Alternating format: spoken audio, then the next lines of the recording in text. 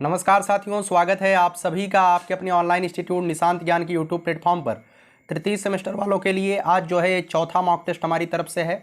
मैंने आपसे कहा था कि 5 मॉक टेस्ट मैं आपको देने वाला हूं, तो निश्चित तौर पे 5 मॉक टेस्ट मैं आपको देने वाला हूं। तो आज चौथा है, एक मॉक टेस्ट और दूंगा और उसके बाद एक आध दो वीडियो और जो मुझे लगेगा आपको देने के लिए दूंगा। ठीक है, चलिए शुरुआत करते हैं।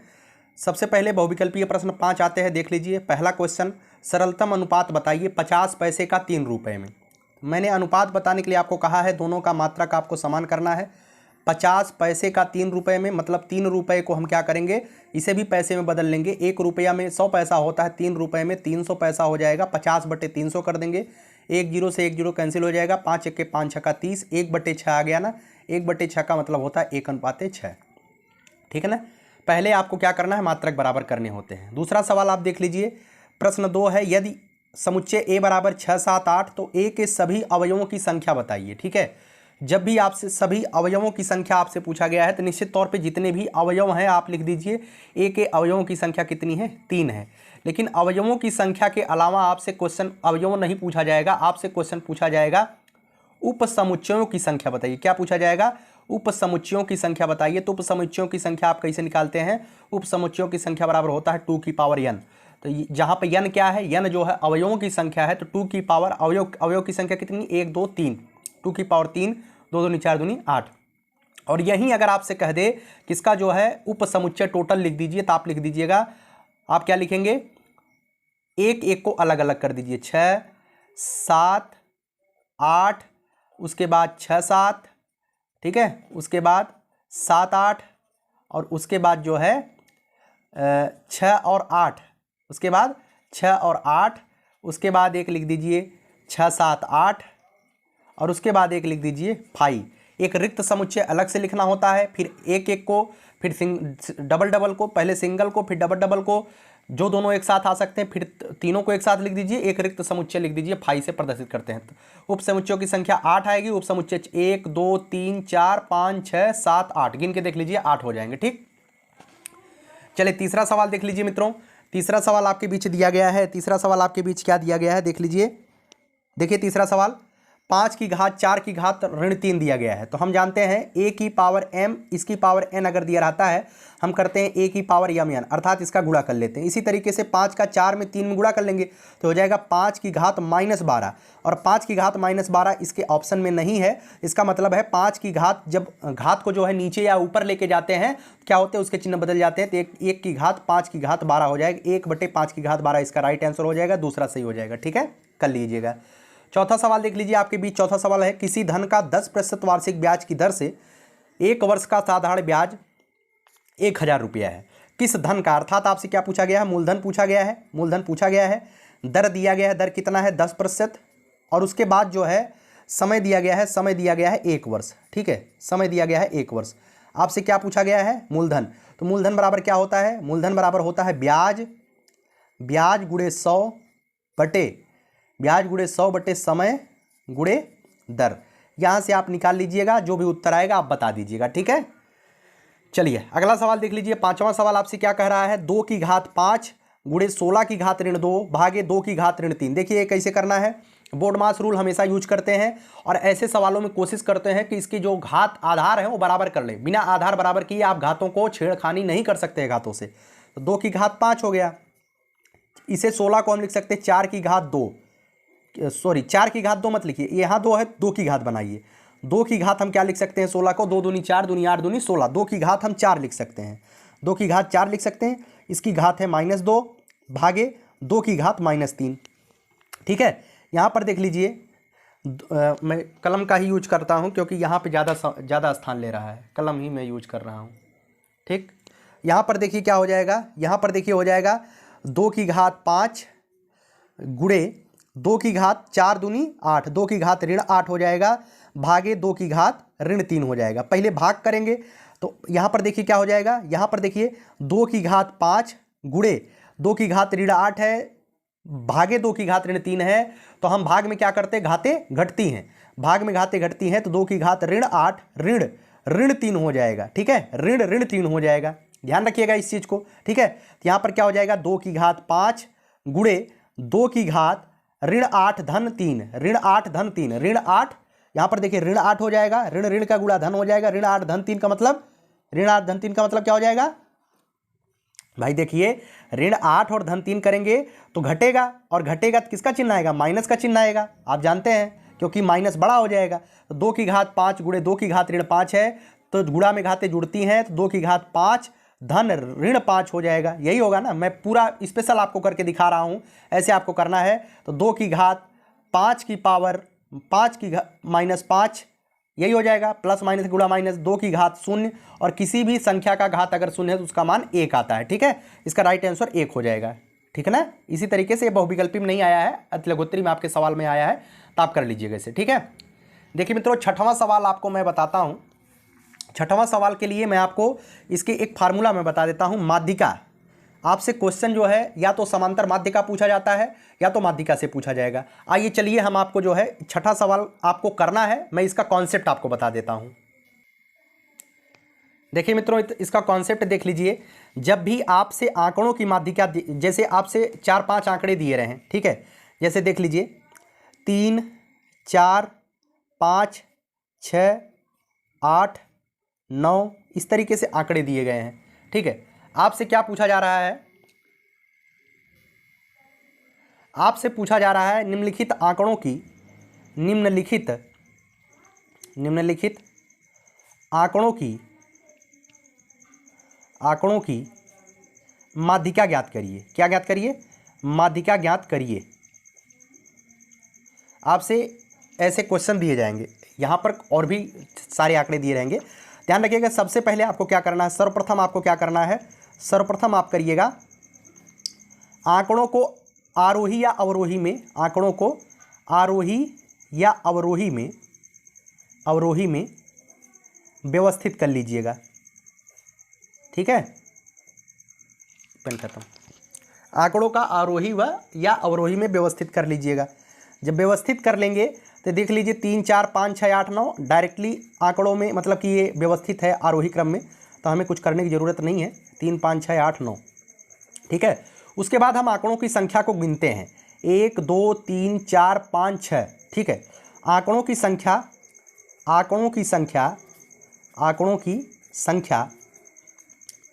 यदि सम आती है तो माध्यिका क्या होती जानते हैं? तो माध्यिका जो है, तो माध्यिका, आंकड़ों की संख्या सम आती है तो माध्यिका क्या होती है? n बटे 2वें पद का मान, n बटे 2वें पद का मान प्लस n बटे 2 प्लस 1वें पद का मान बटे 2। ठीक है, ऐसे होता है। n क्या है? n जो है पदों की संख्या, n क्या है? n जो है पदों की संख्या है। ठीक है, n क्या है मित्रों? n जो है पदों की संख्या है। आप देख रहे हैं यहाँ पर n क्या है? 1, 2, 3, 4, 5, 6, यहाँ पर पदों की संख्या कितनी? 6 है।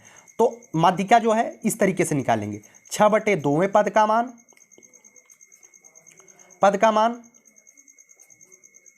प्लस 6 बटे 2 प्लस 1वें पद का मान बटे 2। ठीक है, 6 बटे 2 का मतलब 3वें पद का मान प्लस 4वें पद का मान बटे 2 कर दीजिएगा। ठीक है ना, तो 3वें पद का मान यहाँ पर देख लीजिए क्या है, 1, 2, 3। 3वें पद का मान है 5 और 4वें पद का मान है 6। 5 धन 6 बटे 5 धन 6 बटे 2, 5 6 कितना होता है? 11। 11 बटे 2, 5 6 कितना होता है? 11 बटे 2। 11 बटे 2 जब करेंगे तो 5.5 आ जाएगा। इसकी माध्यिका कितनी आ जाएगी मित्रों? 5 बटे 5, 5.5 आ जाएगी। लेकिन अगर आंकड़ों की संख्या विषम हो,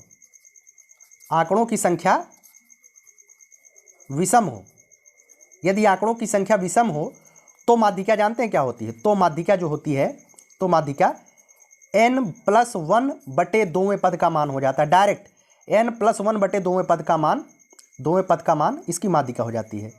जैसे अगर 3, 4, 5, 6, 7, 8, 9, 1, 10 यहाँ पर दे दिया गया होता तो आप देख लीजिए पदों की संख्या कितनी हो जाएगी?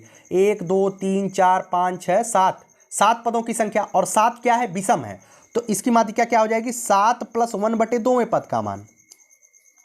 तो 7 + 1 मतलब यहाँ पर देख लीजिए नीचे हो गया क्या, 7+1 मतलब 2, 8, 8/2 का मतलब 2 चौका 8, चारवें पद का मान जो होगा वह जो है इसकी माध्यिका हो जाएगी। और चौथा पद इसमें क्या हो जाएगा, 1, 2, 3, 4, चौथा पद इसका 6 हो जाएगा। अगर इसकी संख्या अगर सम में आती है तो आपको ये वाला फार्मूला यूज करना, n/2वें पद का मान प्लस n/2 प्लस बता दिया।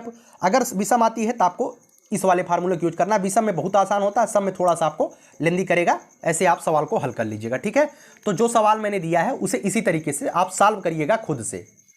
देखिए मित्रों, आप इस सवाल को कैसे सॉल्व करेंगे, 140, 142, 135, 133, 137, 150, 148, 138। इससे पहले सर्वप्रथम आप क्या करेंगे, छोटे या बड़े में मतलब असेंडिंग या डिसेंडिंग आर्डर में कर लीजिए, किसी भी आर्डर में कर लीजिए। हम कहते हैं सबसे पहले छोटा देख लीजिए। सबसे पहले सबसे छोटा क्या है, इसमें 133 है, ठीक है। 133 के बाद इसमें सबसे छोटा क्या है, 135 है। 135 के बाद क्या है, 137 है। 137 है। 137 के बाद 138 है। 138 के बाद क्या है, 138 के बाद 140 है। 140 के बाद 142 है। 142 के बाद क्या है, 142 के बाद क्या है, 148 है। देख लीजिए पूरे पद हो गए, 1, 2, 3, 4, 5, 6, 7, कितने पद हैं, 8 है ना। तो 140, 142, 148, कोई बच रहा है क्या, 133, 135, 137, 150 बच रहा है, ठीक है। 150 अब यहाँ कर लीजिए। देखिए कितने पद हैं, पदों की संख्या 8 है। 8 क्या है, 8 जो है सम है। आप लिखिएगा 8 क्या है, 8 जो है सम है। पदों की संख्या n बराबर 8 जो कि एक सम संख्या है, इसलिए इसकी माध्यिका क्या हो जाएगी, 8/2वें पद का मान मतलब चौथे पद का मान। 8/2वें पद का मान मतलब आप वैसे लिखिएगा जैसे मैंने बताया अभी, 8/2वें पद का मान मतलब चौथे पद का मान प्लस 5वें पद का मान बटे 2। चौथे पद में क्या आ रहा है, 1, 2, 3, 4, 138 आ रहा है चौथे पद में।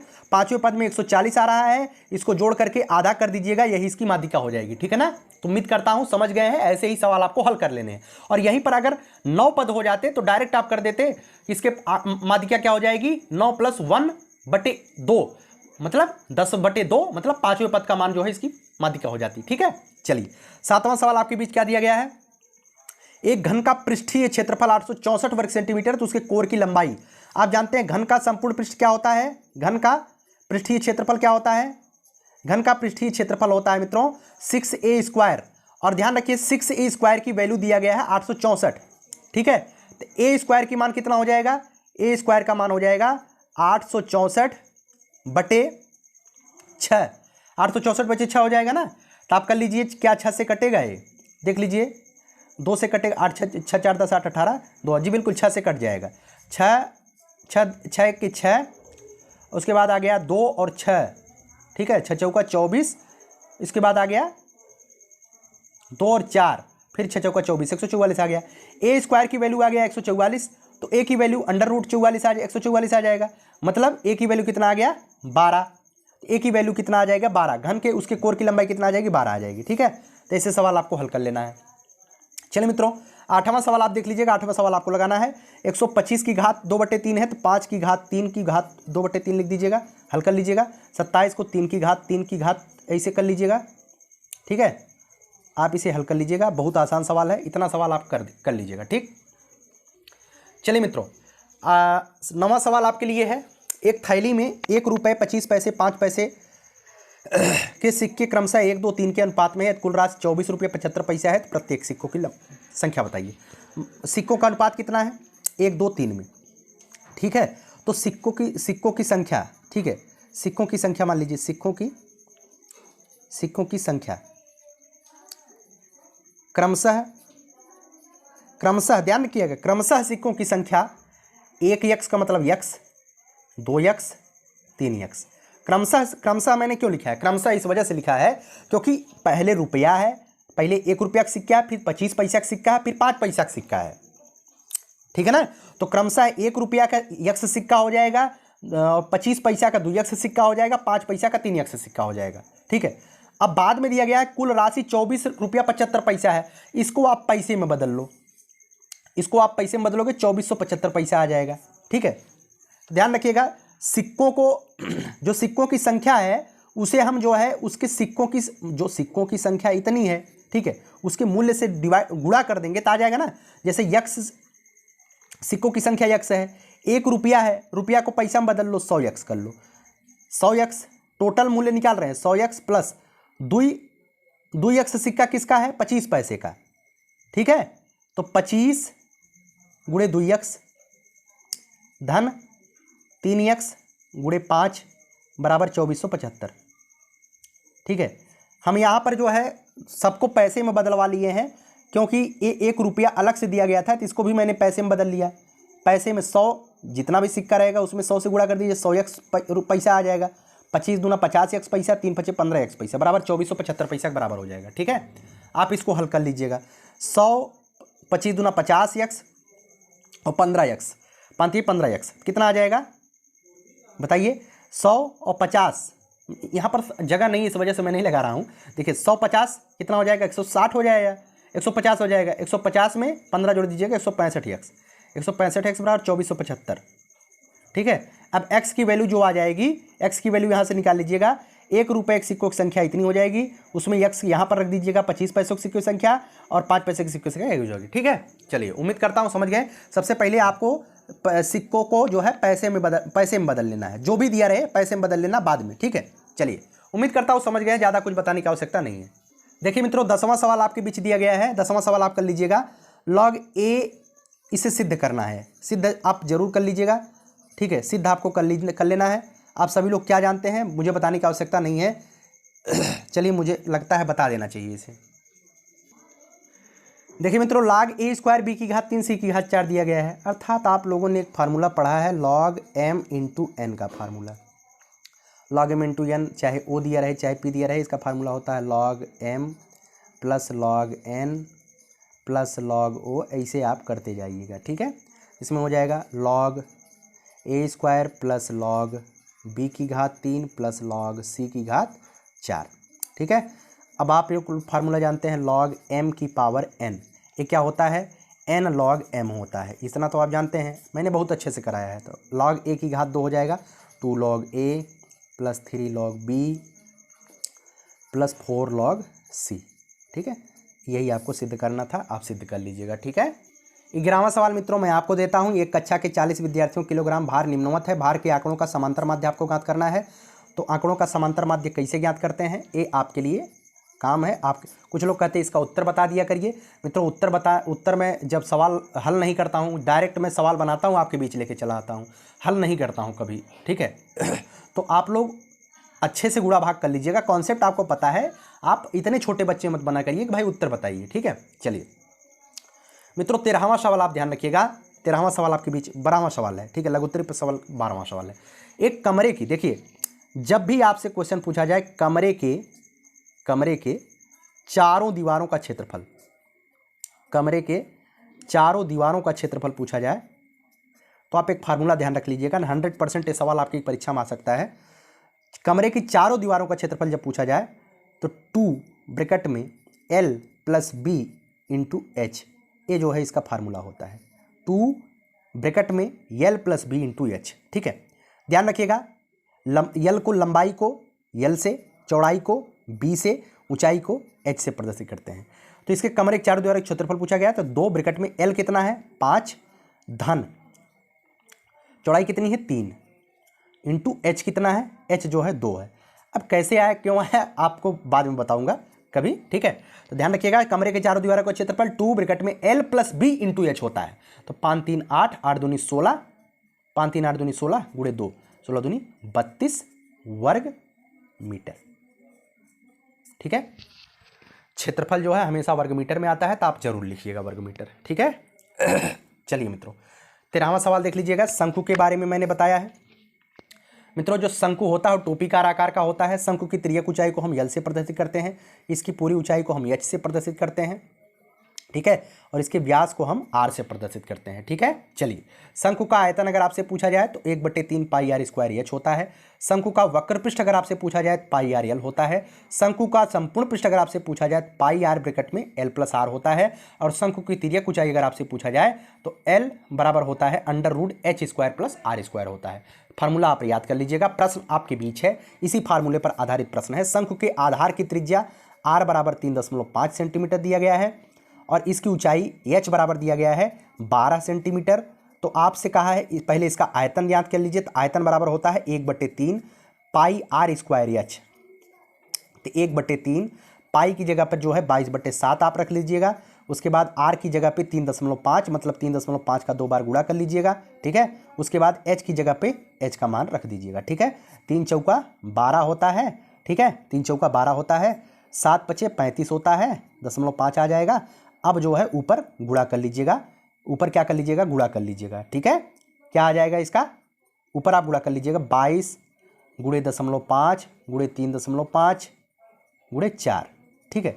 इसका गुणा कर लीजिएगा। अब कैसे आप गुणा करोगे, गुणा आपको करना आता है, अगर नहीं आता है मैं करके दिखाऊं क्या, देखो कर 22 और चौका देखिए 22 चौका 88 में कर देता हूं डायरेक्ट, ठीक है ना। 22 चौका 88 कर दिया और 35 और 5 का गुणा कर दीजिए, तब 30 पंचे 150 और 5 पचे 25 175, 30 पंचे 150 और 5 पचे 25, 5 पचे 25 5 हासिल 2 5 15 2 17, 2 अंक पे दशमलव लगा दो 1.75। अब इसमें जो है 1.75 में 88 गुणा करके 2 अंक पे दशमलव लगा देना, यह जो है इसकी तिर्यक ऊंचाई आ जाए, सॉरी आयतन आ जाएगा, ठीक है। जब आयतन आ जाएगा, आयतन आपको पता चल जाएगा। आपसे तिर्यक ऊंचाई भी पूछा है, तिर्यक ऊंचाई बराबर क्या होता है, यल बराबर √r² plus L square, sorry H square होता है। तो आर की जगह पे √3.5 का वर्ग कर दीजिएगा और प्लस एल का एच की जगह पे 12 का वर्ग कर दीजिएगा, इसका मान आप निकाल दीजिएगा, ठीक है। चलिए, तो उम्मीद करता हूँ निकाल लेंगे ना। चलिए ठीक है, अच्छे से निकालिएगा। देखिए मित्रों, 14वां सवाल मैं आपको बहुत अच्छे से समझाने वाला हूँ, क्योंकि ऐसा सवाल आपकी परीक्षा में आने के चांसेज हैं। तो एक सवाल आपने देखा समांतर माध्य, जो आंकड़ों वाला आता है, समांतर माध्य कैसे निकालते हैं आप देख लिए हैं, ठीक है ना। और उसके बाद समांतर माध्य तो आसानी से समांतर माध्य बराबर पदों का योग बटे पदों की संख्या कर लेते हो, लेकिन अगर माध्यिका इस तरीके से दी रहे और इसकी माध्यिका निकालने के लिए कहे तब कैसे निकालते हैं। देखिएगा, संचयी बारंबारता का कॉन्सेप्ट आप क्लियर कर लीजिएगा, ठीक। ध्यान रखिएगा मित्रों, जैसे इस तरीके के सवाल अगर इसकी बारंबारता निकालने के लिए कहे, ध्यान रखिए कैसे आप निकालते हैं। यहाँ पर लिखिएगा आयु, ठीक है, यहाँ पर लिखिएगा बारंबारता, यहाँ पर लिखिएगा माध्यिका निकालने के लिए बता रहा हूँ, क्या निकालने के बता रहा हूँ, माध्यिका, ठीक है। यहाँ पर लिखिएगा संचयी बारंबारता, ठीक है। ध्यान रखिए, आयु के नीचे आयु लिख दीजिए 11 12 13 14 15, ठीक है।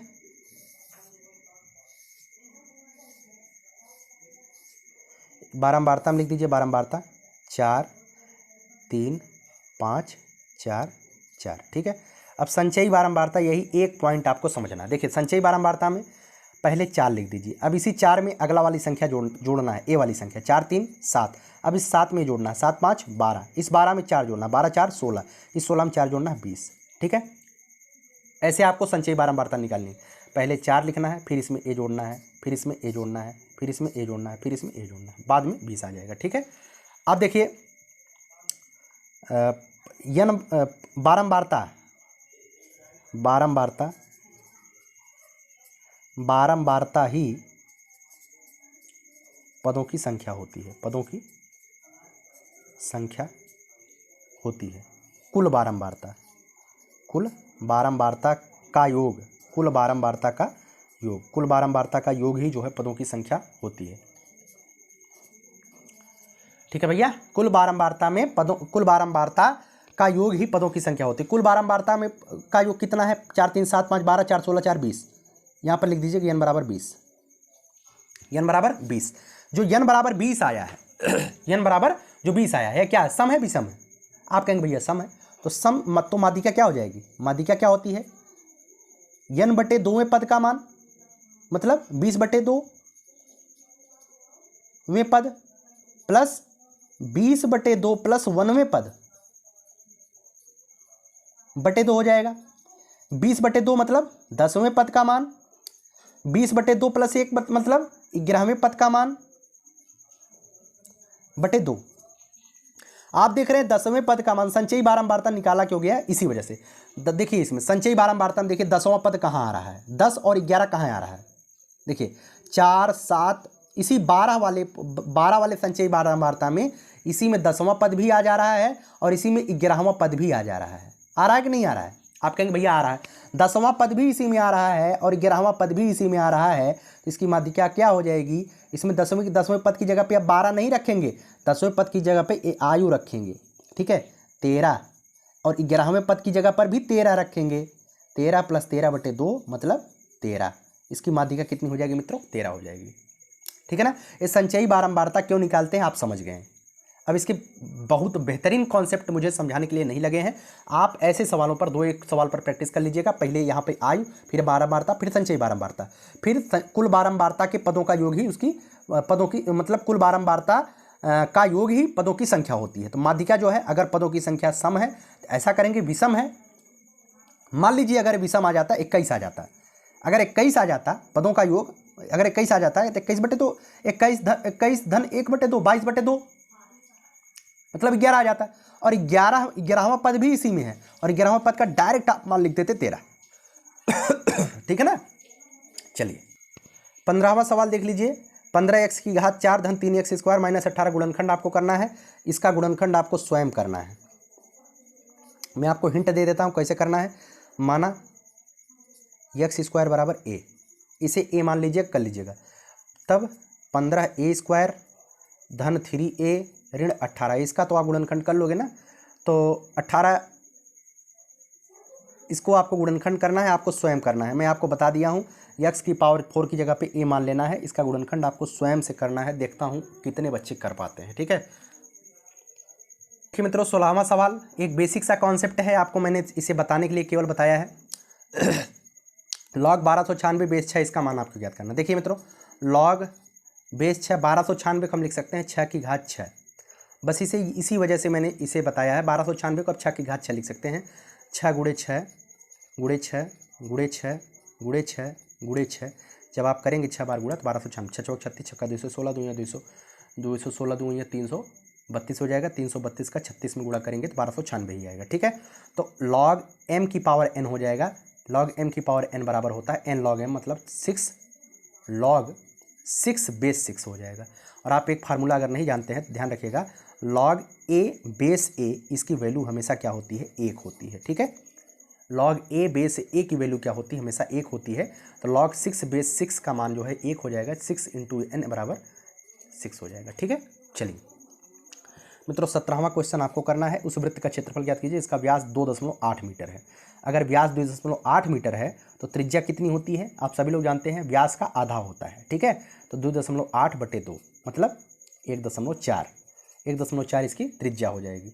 और आप सभी लोग जानते हैं वृत्त का क्षेत्रफल बराबर क्या होता है, वृत्त का क्षेत्रफल, मैं यहाँ पे 2-3 फार्मूले आपको बता देता हूँ। वृत्त का क्षेत्रफल बराबर होता है πr², पाई की जगह पे 22/7, r² की जगह पे 1.4 × 1.4 कर दीजिएगा, आप इसका मान निकालिएगा। ठीक है, 7 दूनी 14, 0.2 आ जाएगा, 22 14 1.4 0.2 गुणा कर लीजिएगा। ठीक है, और देखिए वृत्त की परिधि, वृत्त की परिधि को हम वृत्त का परिमाप भी बोलते हैं, वृत्त का परिमाप भी बोलते हैं।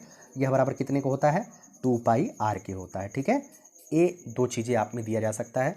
अगला जो प्रैक्टिस सेट आएगा उसमें जो है आपके जो बेलन है, उसमें आपका बेलन है, आपका गोला है, उसमें आपका अर्धगोला है, अर्धवृत्त है। जो क्वेश्चन आपकी परीक्षा में आ सकता है मैं वो आगे कराने वाला हूँ। 2-3 कॉन्सेप्ट मैंने इसमें जो है आपको माध्यिका वाला कॉन्सेप्ट आपको कराया है, माध्यिका वाला कॉन्सेप्ट, संचयी बारंबारता वाला, उसको आप जरूर ध्यान रखिएगा। और इसमें जो है मैंने ये वाला कॉन्सेप्ट आपको कराया है, log 6 बेस 6, ये वाला आपके लिए नया हो सकता है। और उसके बाद मैंने क्या क्या आपको इसमें नया बताया है उसको आप ध्यान रखिएगा। ठीक है, कमरे के चारों दीवारों का क्षेत्रफल ये आपके लिए नया हो सकता है, आप ध्यान रखिएगा अच्छी तरीके से। उसके बाद शंकु के बारे में मैंने जो चीज़ें बताई उसको आप ध्यान रखना है। ठीक है, और उसके बाद मैंने जो है यहाँ पर देखिए ए हो सकता है आपके लिए नया हो, उपसमुच्चयों की संख्या नया नहीं है, मैंने पढ़ाया लेकिन फिर भी आपके लिए नया हो सकता है। और इसमें देखिए 9वां सवाल आपके लिए नया हो सकता है। इसमें सिक्कों वाले में अगर यहाँ पे पैसे मतलब यहाँ पर जो है डायरेक्ट रुपया में दिया गया है तो इसको आप पूरा रुपया में बदल लीजिए, या तो पूरा पैसा में बदल लीजिए। हमें पैसा में बदलना आसान लगा। ये 25 पैसा है, ये 5 पैसा है, ये 1 रुपया है, तो रुपया का मतलब 100, 1 रुपया में 100 पैसा होता है, 100x इसको कर लीजिए। ठीक है, चलिए आगे जो है टोटल मूल्य आपको लिख देना है। ठीक है, उम्मीद करता हूँ वीडियो अच्छी लगी है। थोड़ा सा जुकाम मुझे था लेकिन फिर भी मैंने आपके लिए मेहनत किया। ठीक है, उम्मीद करता हूँ आखिरी लाइन बोलूंगा, यही जज्बा रहा तो मुश्किलों का हल भी निकलेगा, जमी बंजर हुई तो क्या वही से जल भी निकलेगा, न हो मायूस न घबराई अंधेरे से मेरे साथी, इन्हीं रातों के दामन से सुनहरा कल भी निकलेगा। प्रयास करिए बेहतर करने के लिए, हम आपके लिए बेहतर कर रहे हैं। ठीक है, आने वाला समय आपका होगा। बहुत बहुत धन्यवाद। जय हिंद, जय भारत।